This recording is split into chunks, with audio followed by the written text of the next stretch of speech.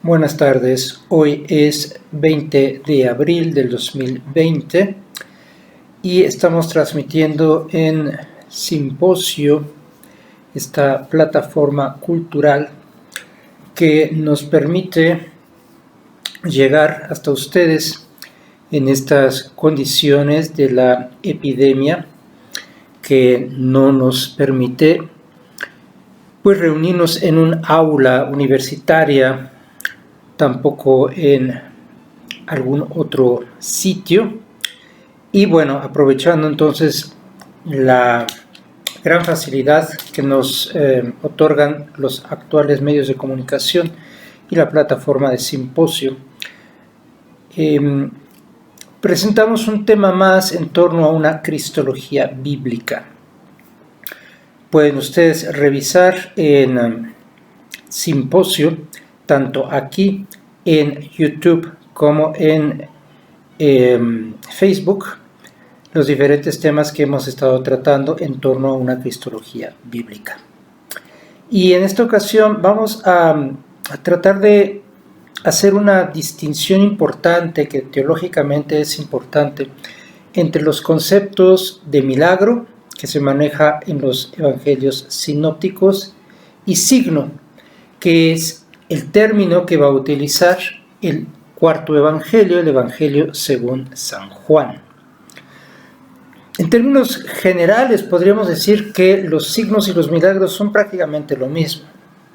Son unos hechos que de alguna manera sobrepasan las leyes naturales y resultan ser entonces acontecimientos poco usuales y frecuentes.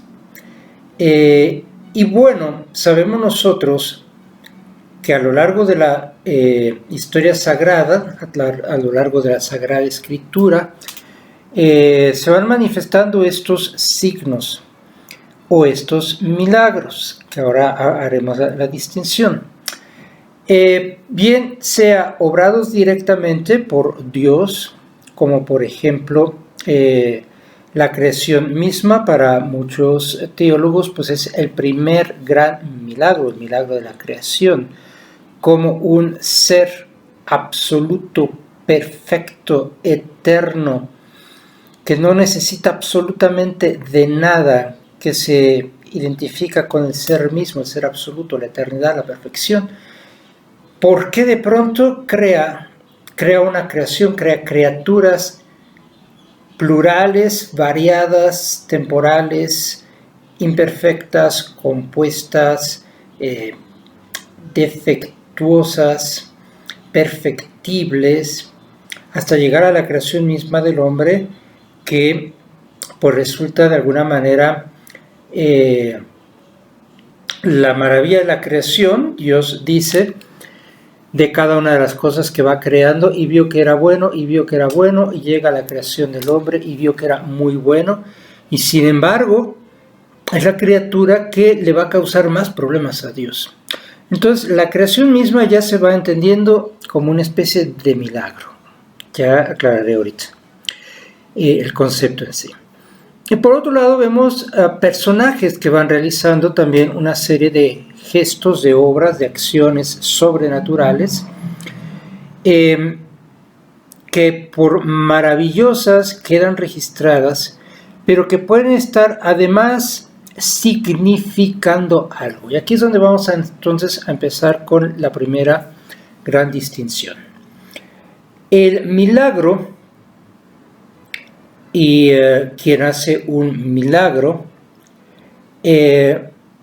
nos refiere a un concepto griego, como aparece tanto en la versión de los 70 del Antiguo Testamento como después en todo el Nuevo Testamento, que es un thaumaturgo, el que hace un milagro.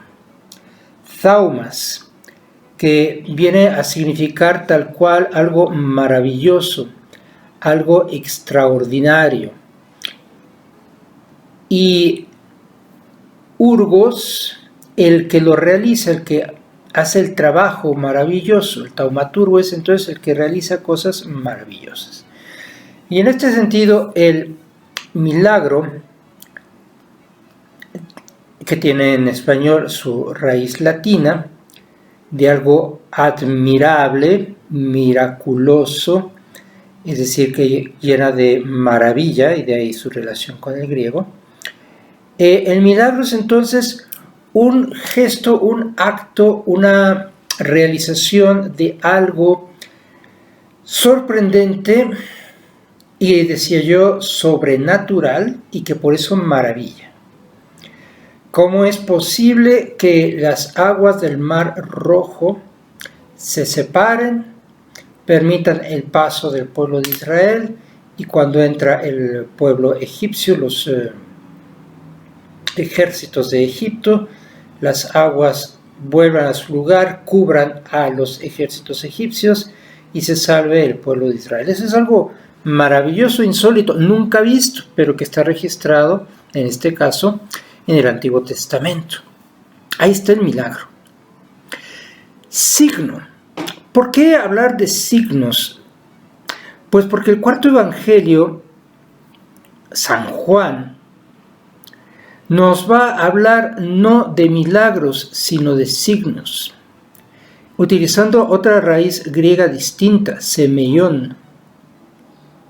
Semeia, los signos que realiza Jesús. Y aunque son también actos maravillosos, actos sobrenaturales, van a tener una intención distinta. No es tanto el hecho de maravillar, de dejar constancia de una presencia sobrenatural, que en este caso es la presencia divina, que interviene y altera el orden natural de las cosas en orden a alcanzar un objetivo, que eso sería el caso del milagro. No, en el caso de Juan, sí es un hecho maravilloso, pero es un hecho que quiere significar algo, que quiere decir algo.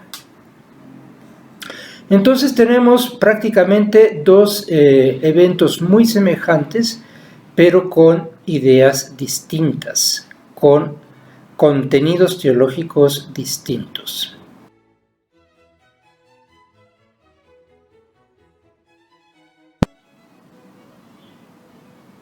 Hablemos entonces primero de los milagros, que es lo más común y lo más abundante, y que se narran desde el Antiguo Testamento, y que luego los encontraremos en el Nuevo Testamento, en todo el Nuevo Testamento, pero a nosotros nos interesa hablar de los milagros realizados por Jesús de Nazaret, el Cristo, el Mesías.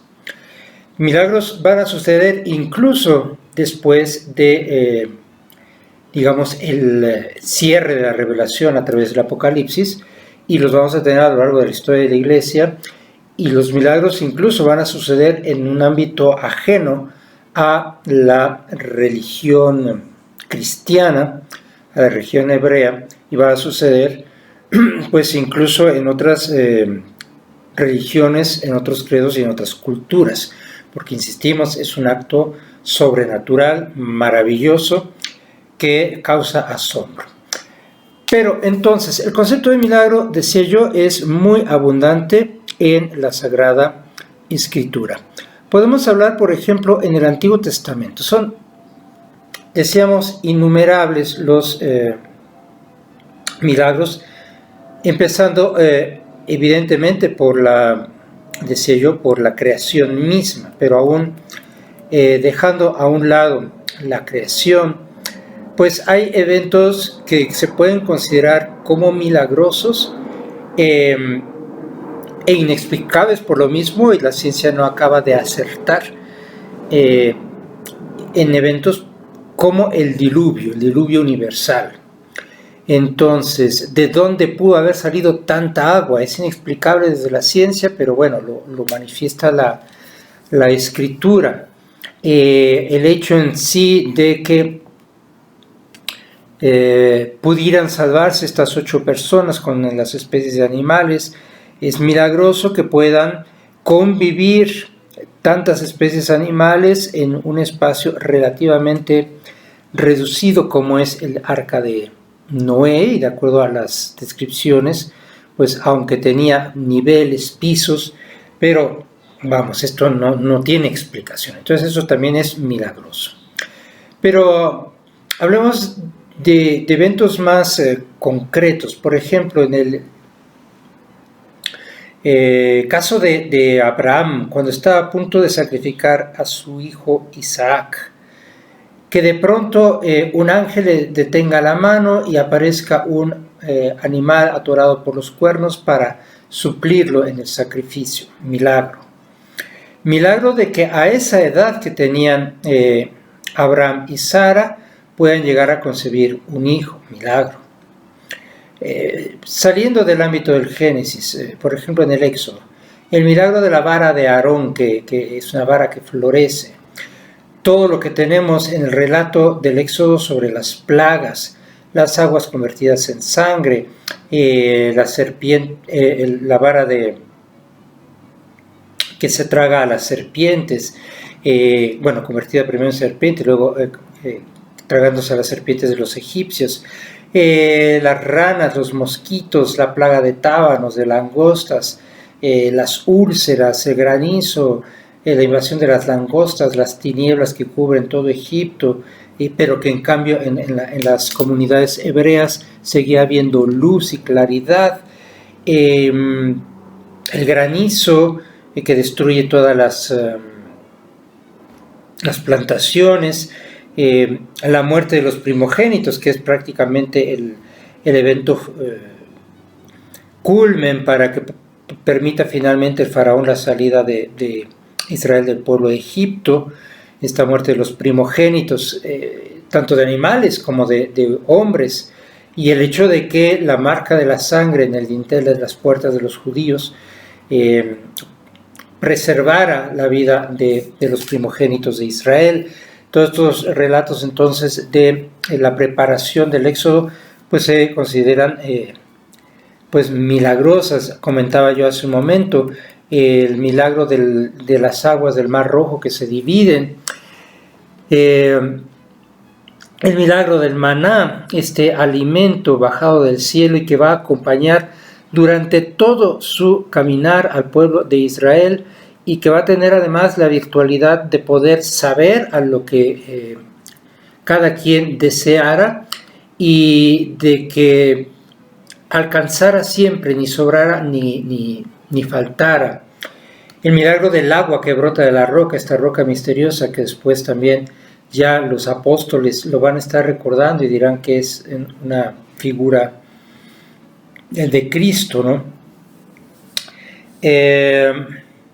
Algunas muertes que decimos milagrosas, no por el sentido de que a veces se usa la palabra de milagro como algo muy bueno, no, es algo sobrenatural, y pues el hecho, por ejemplo, de tocar el arca con las manos causa inmediatamente la muerte, ¿no?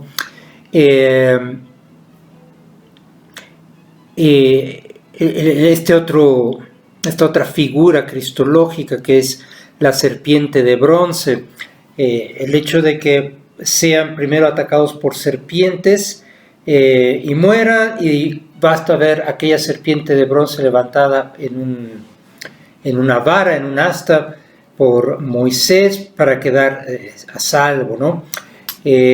La famosísima burra de Balaam que habló, el milagro del Jordán, muy parecido al del Mar Rojo, se detiene el Jordán, incluso algún salmo lo refiere como algo milagroso. ¿Qué te pasa a ti, Jordán, que te echas atrás?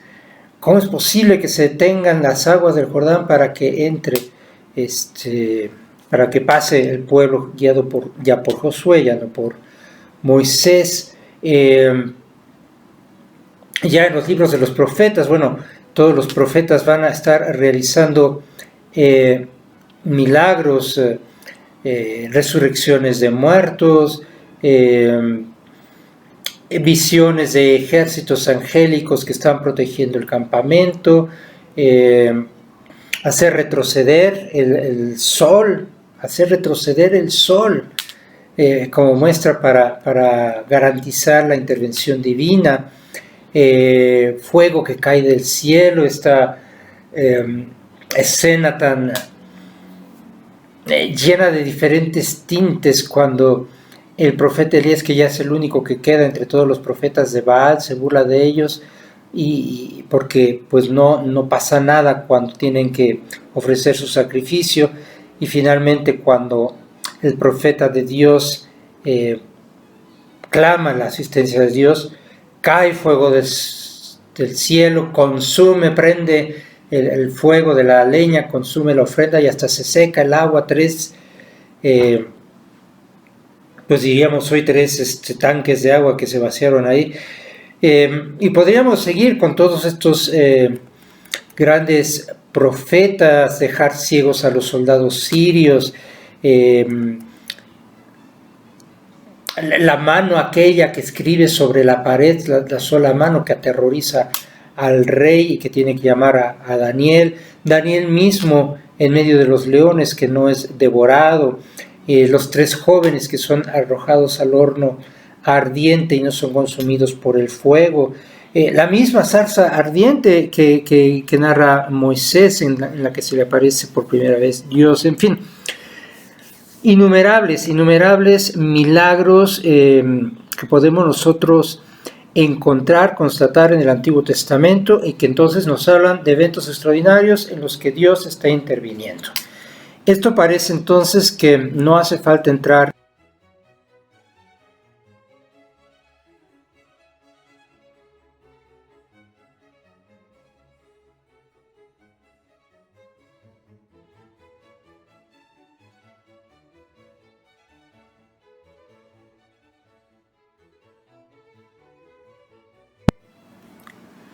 Perdón, parece que se cortó un momento la transmisión, es el problema a veces de estas transmisiones.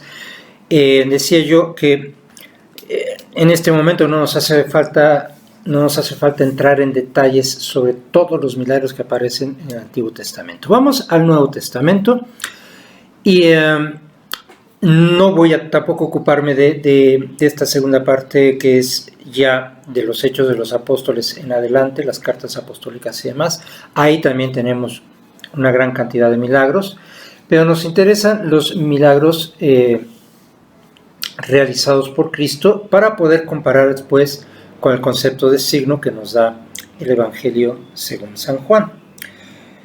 ¿Qué encontramos en los evangelios sinópticos? Pues ya en alguna otra transmisión que ha quedado ya grabada como video, hablábamos de las diferentes perspectivas que tienen los autores sagrados sobre el fenómeno cristológico, y ahí decíamos cómo los evangelios de Mateo, de Marcos y Lucas se llaman sinópticos precisamente porque presentan una misma óptica sobre los hechos realizados por Jesús, mientras que San Juan tiene una óptica diferente.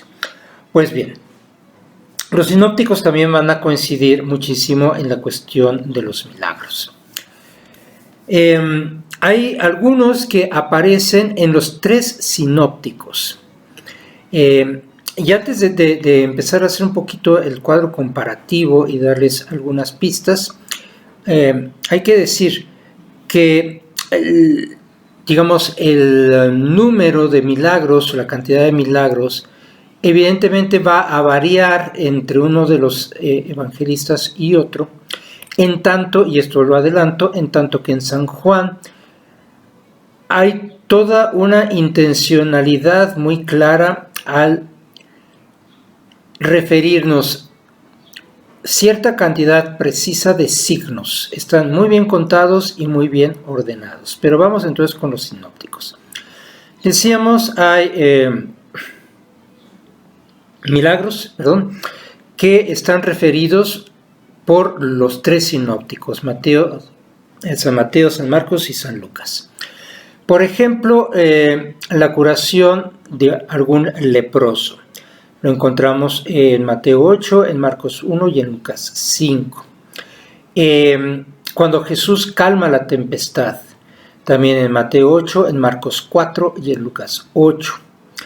La curación de un paralítico por parte de Jesús, lo encontramos en Mateo capítulo 9, en Marcos 2 y en Lucas 5. No doy ahorita los versículos para no hacer esto demasiado tedioso y y recargado de datos, dándoles el capítulo. Creo que es fácil ya que lo ubiquen. La resurrección de la hija de Jairo, y tenemos una resurrección que también lo vamos a tener en San Juan, que esto es muy importante, pero que también lo teníamos ya en el Antiguo Testamento, que son de estas cosas que rompen totalmente los esquemas y solamente la fe, porque pues desde el punto de vista de la razón muy difícil podemos hablar de cómo sucedieron estas resurrecciones, que algunos autores hacen la distinción, y lo veremos quizá en alguna otra oportunidad, la distinción entre reanimar, entre devolverle la vida natural, la vida física, biológica a alguien, y propiamente la resurrección como tal, que en este caso está referida más bien a lo que prefigura la resurrección de Cristo sobre lo que será la resurrección de los hombres. Pero bueno, entonces Jesús le devuelve la vida, digámoslo así, a la hija de Jairo. Y esto aparece en Mateo 9, en Marcos 5 y en Lucas 8. La curación de la mujer hemorroísa también aparece en los tres, Mateo 9, Marcos 5 y Lucas 8. Otro que aparece también, y esto es común prácticamente, eso también lo tendremos en el Evangelio de San Juan, la multiplicación de los panes, y en dos, digamos, eventos, en dos ocasiones. La primera donde alimenta a 5,000 personas, en Mateo 14, Marcos 6 y Lucas 9, o después cuando alimenta a otros 4,000, pero esta no la refiere Lucas, por ejemplo. La transfiguración es otro de los milagros más comunes que se narran en los evangelios con más detalles y con más contenido teológico. La transfiguración en Mateo 17, en Marcos 9 y en Lucas 9. Un milagro curioso, teológicamente muy curioso, que es la maldición a la higuera estéril. He escuchado de algunos, ni siquiera ateos, no merecen el nombre de ateos porque pues falta seriedad en lo que dice, pero esta gente que se burla de lo que sea, incluso de Dios. Escuché alguna vez que cómo iba uno a pretender creer en un hombre que por berrinche maldecía una higuera. Bueno, evidentemente no ha entendido de lo que se trata. Pero el hecho en sí, pues es sorprendente y llama la atención incluso para los que se quieren burlar, ¿no? Y la maldición de la higuera, entonces, en Mateo 21, Marcos 9 y Lucas 20. La curación o sanación de la suegra de Pedro, este también es uno de estos eventos curiosos, interesantes, pero que aparece en los tres sinópticos, en Mateo 8, en Marcos 1 y en Lucas 4. Y luego tendremos ya una serie de milagros, pero que son ya o bien compartidos por solamente dos evangelistas, o bien que sean típicos de un solo evangelista. Por ejemplo, los que comparten dos de ellos un mismo milagro, pues es la curación al siervo de un centurión que aparece en Mateo y en Lucas, pero que Marcos omite, o que son típicos de un solo evangelista, que en realidad es Mateo el que nos trae la mayor cantidad de milagros, precisamente pues por toda su arraigo como levita, por lo tanto como israelita, se fija más en los milagros. Pues tiene la curación de dos ciegos en el capítulo 9, a uno, algunas traducciones ponen un muchacho lunático, otros ponen el muchacho poseído, Pues bien, un muchacho que presentaba una serie de signos que hoy la psiquiatría trata también como de explicar, pero no puede realmente ubicar qué pasaba con este chico. En Mateo 17, un detalle también de Mateo muy curioso es de estos milagros, sí asombrosos, pero raros en el sentido de ¿por qué? ¿Por qué se hizo este milagro? Cuando Jesús pues es interpelado acerca del pago del impuesto, y entonces pide que saquen un pez del agua. Sacado el pez, le abre la boca al pez y saca la moneda para pagar el tributo.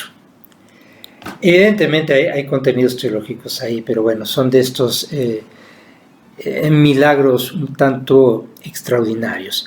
Entonces, como vemos, hay una gran cantidad de milagros, algunos de ellos dentro de una narrativa más o menos lógica y que pueden responder a ciertas necesidades muy evidentes, pues, no sé, de enfermedades, de parálisis, etcétera, en que, bueno, evidentemente cualquiera cuando se encuentra en una situación de estas, pues pide un milagro, ¿no? Pero otras, como decíamos ahorita, la del caso de la moneda sacada de la boca del pez,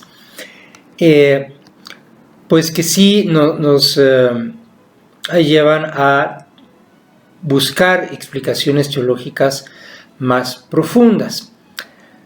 Pues bien, este es el caso entonces de los milagros. ¿Qué notamos en todos ellos? Pues el asombro, la maravilla, el que la gente comente, el que el beneficiado también quede absorto y pues dé gloria a Dios, glorifica a Dios porque Dios está siendo nuevamente presente en medio de su pueblo. Este es entonces el caso de, repito, los milagros en los evangelios sinópticos. Ahora vamos a ver qué pasa en el caso del evangelista San Juan, el cuarto evangelio.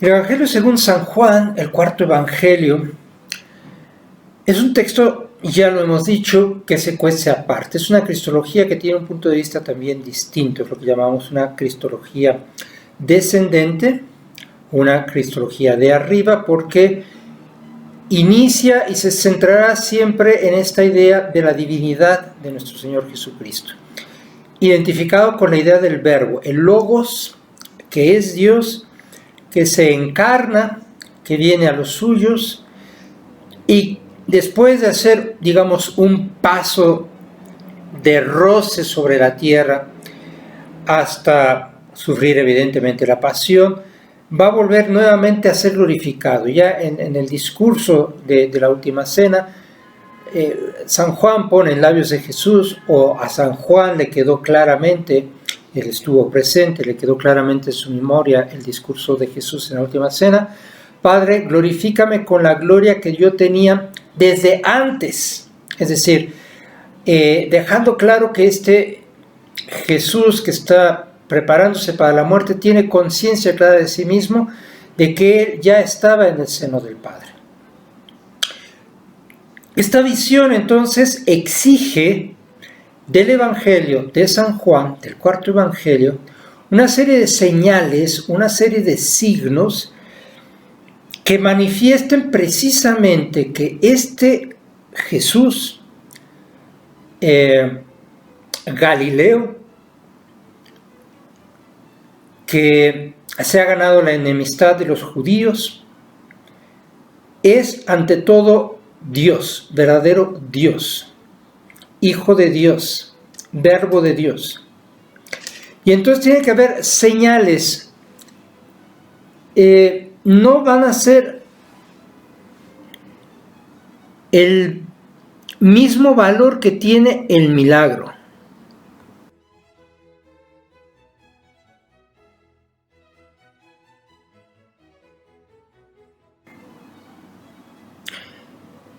La señal semillón es un signo de algo, es una señal, un signo que hace referencia a algo más, que nos refiere a otra cosa.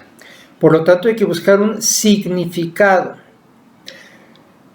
No solamente el asombro, sino la interpretación es lo más importante. ¿Qué está queriendo decir, en este caso, el autor sagrado? Pero en realidad, ¿qué está queriendo decir Jesús con la realización de esos signos? O incluso por esta identificación entre Jesús, que es el Hijo de Dios, y el Padre, que es Dios mismo, ¿qué está queriendo decir Dios a través de esos signos? Son signos que además, en algunos casos, decía yo, no corresponden con los relatos sinópticos. Y son signos que llevan además una numerología que es base de toda la construcción de los textos juánicos, tanto el Evangelio, las cartas y sobre todo el Apocalipsis, en donde los valores numéricos cargados de pitagorismo y cargados de cábala hebrea, pues son una bomba de significados, y que están escritos pues para su comunidad, que también tiene una formación distinta. Las comunidades juánicas pues se distinguen fuertemente de las otras comunidades apostólicas, particularmente de las comunidades paulinas. En la misma ciudad de Éfeso, en esa enorme ciudad de Éfeso, convivieron tanto la comunidad paulina como la comunidad juánica.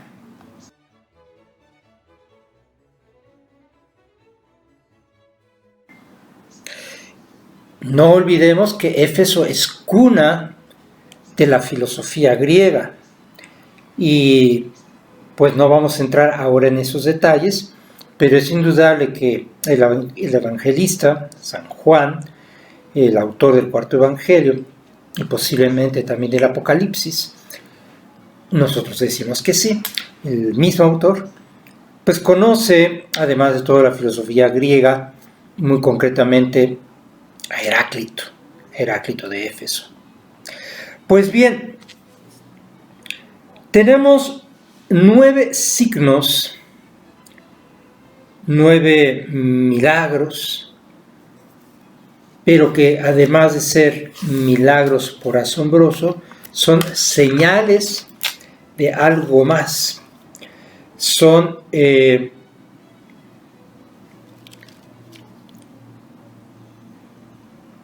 gestos que realiza Jesús y que van a estar vinculados además con lo que se llama comúnmente los discursos cristológicos, en los que Jesús mismo aprovecha el signo para dar toda una doctrina. Estos signos,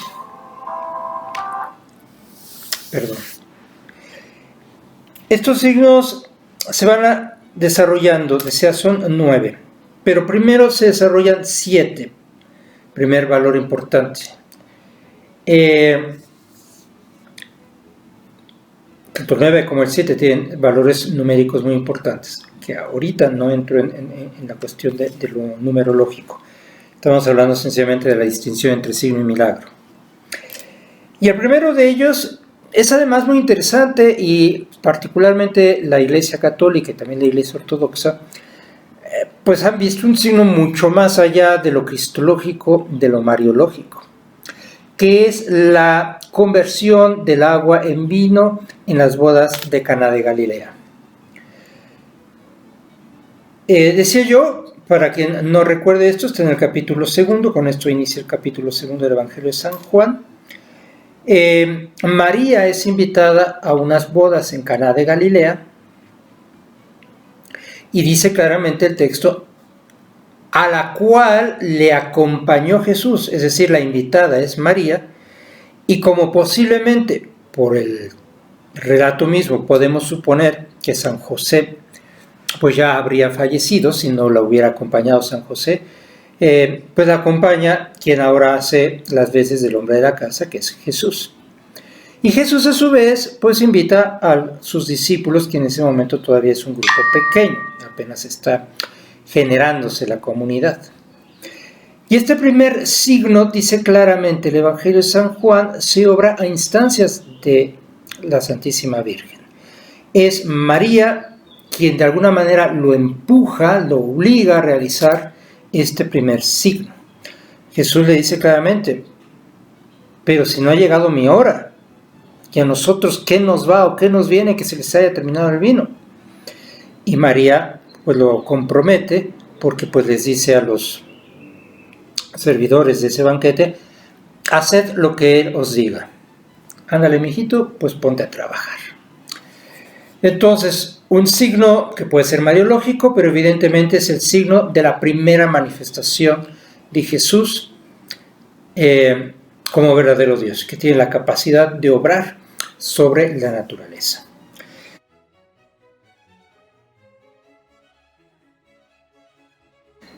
El segundo signo en el capítulo 4 de San Juan, que es la curación del hijo del oficial. Aquí podríamos entonces decir que sí puede haber una coincidencia con algunos relatos de curación en los sinópticos. Pero esto no obsta que San Juan le va a dar otro sentido, no es nada más el relato, sino el contenido doctrinal que nos va a transmitir. Capítulo 5, tercer signo, la curación del paralítico en el estanque. En aquel estanque que además tiene, toda una controversia, porque incluso parece ser que ahí hay algunos versículos interpolados en el que parece ser o no que descendía un ángel del cielo, movía las aguas del estanque y el primero que entrara al estanque quedaba sanado.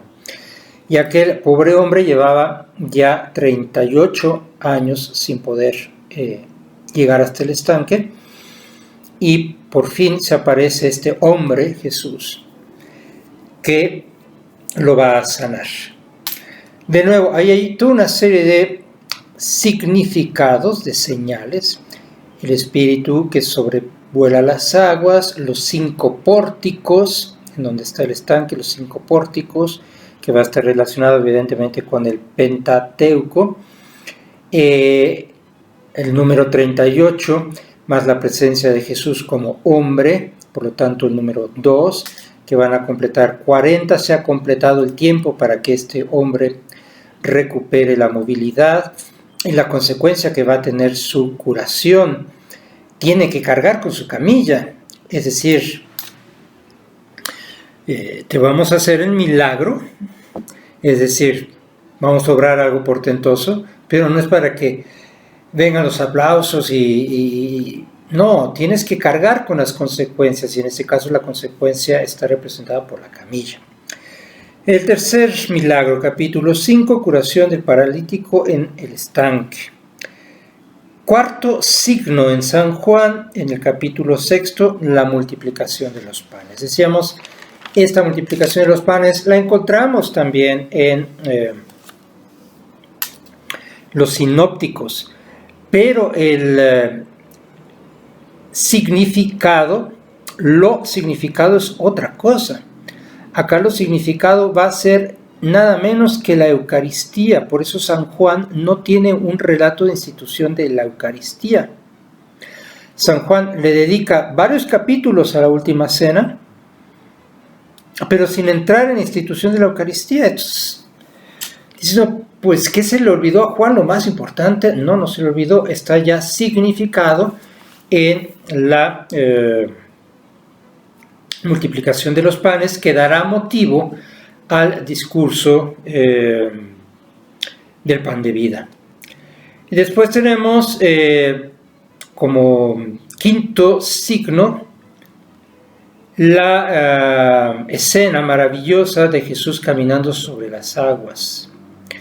De nuevo, pues es maravilloso que alguien camine sobre las aguas, que no se hunda, y tan sobrenatural es esto que San Pedro lo intenta y sin embargo le entra el miedo y se hunde.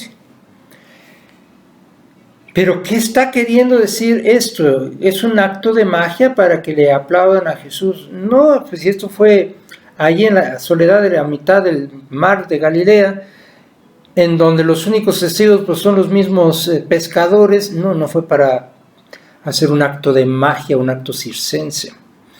Hay un significado. Curiosamente, nunca vemos a Jesús metido en las aguas del mar. Cuando tiene acceso al mar, lo hace siempre sobre una barca. Y en este caso no tenía barca, camina sobre las aguas. ¿Por qué? Pues porque el mar significa el mal. En español aquí hay un juego de palabras y por eso estoy pronunciando así. El mar es el mal. En español coincide este juego de palabras, pero finalmente esto es uno de los signos importantes. Jesús no va a tocar, Jesús no se va a hundir, Jesús no va a ser empapado por el mal, porque no va a ser empapado nunca por el mar. Y Él puede caminar sobre el mal sin hundirse en él. Y esto es lo que significa caminar sobre el mar sin hundirse en él. Y le invita a Pedro a caminar sobre el mar porque lo está invitando a superar el mal. Pero Pedro evidentemente le falta mucho, pero mucho. Y por eso lo tendremos después negando al maestro. Y después teniendo que confesarle 3 veces su amor. Pero ahí está el significado, ¿no? Sexto signo, en el Evangelio de San Juan, capítulo 9, la curación del ciego de nacimiento. Sí, ya habíamos visto que en los sinópticos también hay ciegos curados. Pero esto es distinto. Aquí va a estar vinculado con el concepto de luz del mundo. La luz, que es la verdad, que es el conocimiento. En el capítulo 8, Jesús ha expresado su discurso sobre la luz. Yo soy la luz. Y para que quede claro que Él es la luz, viene este signo iniciando el capítulo 9. Y séptimo, y que cierra el primer bloque, son 7, y el 7 es el número de plenitud, el número de perfección. El séptimo signo, la resurrección de Lázaro. Sí, los evangelistas narran otras resurrecciones. Pero, ¿por qué Juan no nos narra las otras y sí nos narra la de Lázaro? Bueno, porque las otras narradas por los sinópticos están mucho más vinculadas a los relatos veterotestamentarios de resurrecciones realizadas por profetas. En cambio, la resurrección de Lázaro es signo, señal, anuncio profético y figura de la resurrección misma de Cristo y de la resurrección del hombre. Por eso tiene ciertas características muy peculiares el relato en San Juan. El hecho de que Jesús retarde su llegada a la casa de Betania. Se espera. ¿Para qué? Para que el cuerpo se empiece a descomponer. Y ella sabe lo que va a hacer. Lázaro duerme. Vamos a despertarlo. Y luego, ya estando en Betania, estos diálogos cargados de un gran sentimiento con Marta y con María, que le reprochan su ausencia, es que si hubieras estado aquí. El mismo carácter humano que no desaparece en San Juan. He dicho, San Juan sí enfatiza mucho la divinidad de Jesús, pero no olvida que es hombre, verdadero hombre. Et verbum caro factum est. Y el verbo se hizo carne, es carne de nuestra carne. Esta sarx se conmueve con sentimientos muy humanos ante el dolor de las hermanas por ver a su hermano Lázaro muerto. Y es tal el sentimiento de Jesús que los judíos se asombran. Mirad cuánto le amaba. Pero viene el signo en el que, a pesar de la corrupción del sepulcro, Lázaro sale vivo. En los otros relatos de resurrección de los sinópticos ya no sabemos qué pasó con las personas a las que se les devolvió la vida. Con San Juan sí sabemos que va a haber posteriormente, ya muy cercano al día de la pasión, un banquete en el que está presente Lázaro, y se nos dice que la gente va ahí de curiosa, no tanto por ver a Jesús, sino por ver a Lázaro, al que había resucitado. Y que además los judíos están buscando la manera de matar a Lázaro. Por otro lado, es una situación única. Una persona que ya murió, que empezó un proceso de descomposición, que se le devuelve a la vida presente, a la vida temporal, y que nuevamente tendrá que morir. Yo creo que de toda la Sagrada Escritura y seguramente toda la historia de la humanidad, Lázaro es el único ser humano que ha muerto 2 veces, la muerte física. Bueno, pues ahí está este séptimo signo en San Juan. Me faltan 2.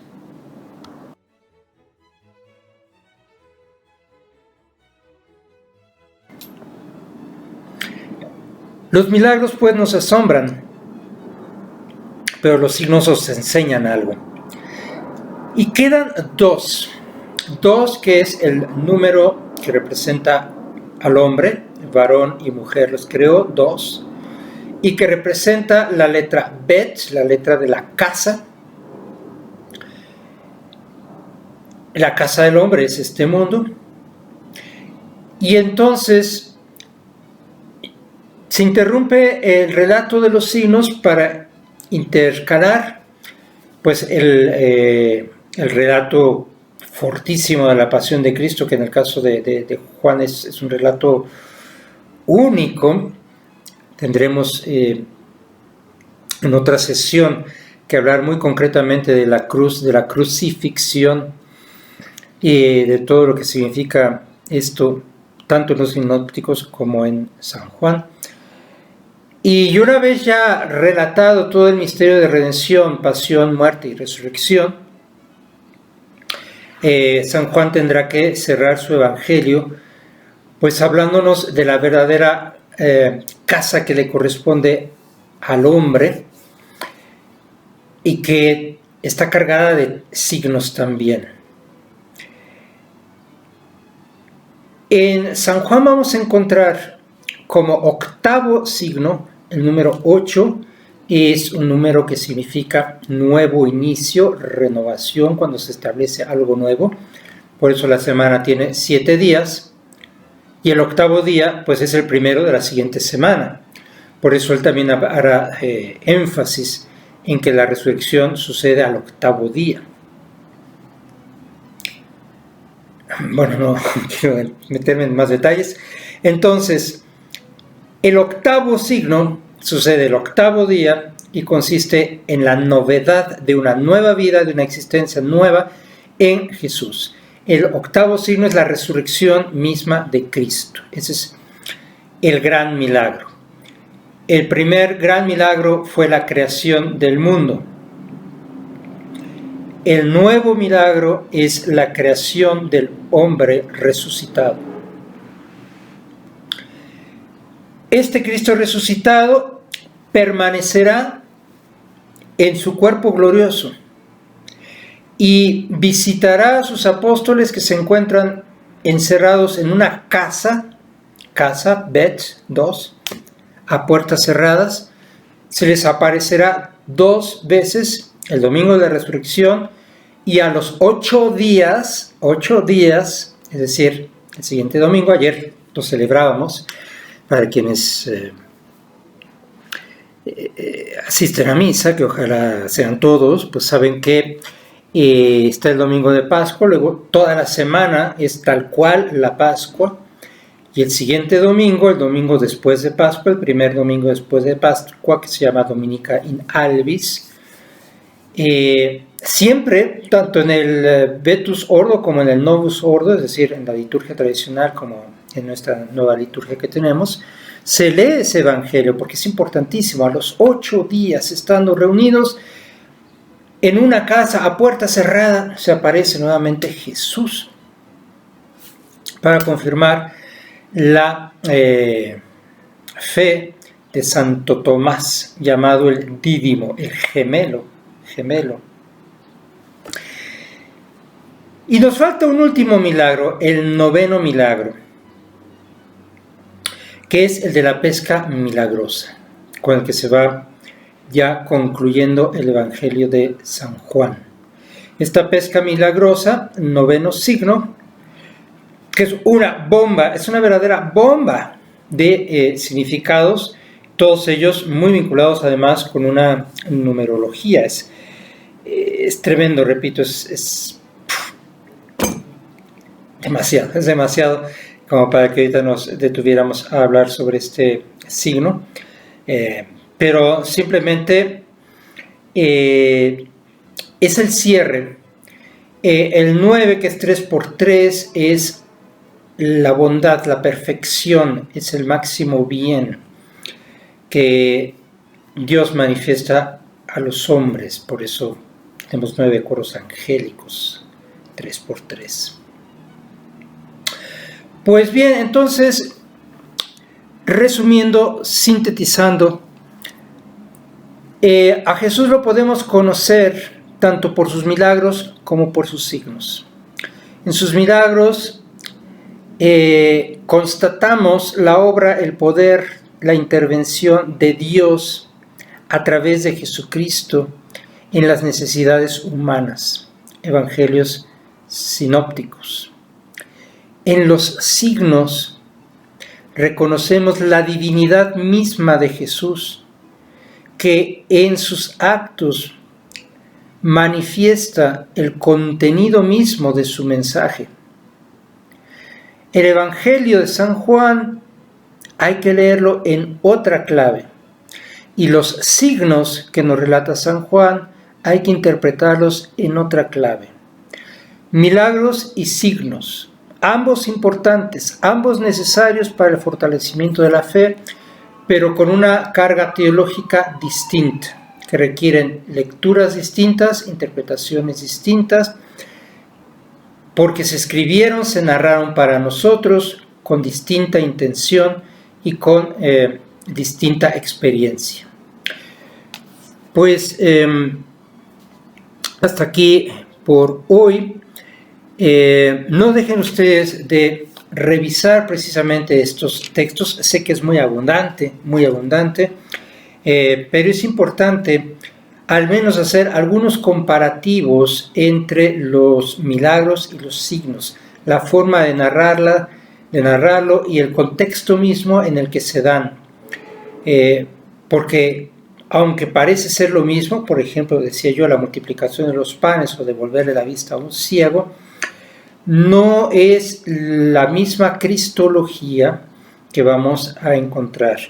La cristología del milagro es una cristología de la intervención divina de Dios a través de Jesucristo, comprobando por lo tanto su mesianismo a favor de los hombres, en tanto que el relato juánico del signo es señal de la divinidad misma de Jesús, como prueba fehaciente de que Él es la verdad